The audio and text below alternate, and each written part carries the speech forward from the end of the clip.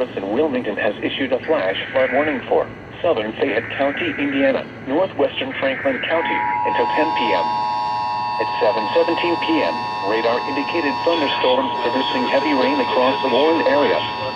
Between 1.5 and 2.5 inches of rain have fallen. Flash flooding is ongoing or expected to begin shortly. Hazard: flash flooding caused by thunderstorms. Source: radar. Impact: flooding of small creeks and streams, urban areas, highways, streets, and underpasses, as well as other drainage and low-lying areas.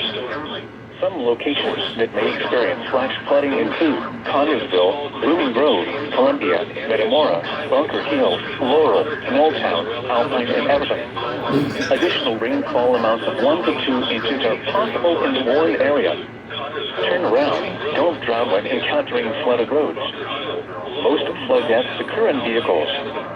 To report flash flooding, go to our website at weather.gov/ILM and submit your report via social media when you can do so safely.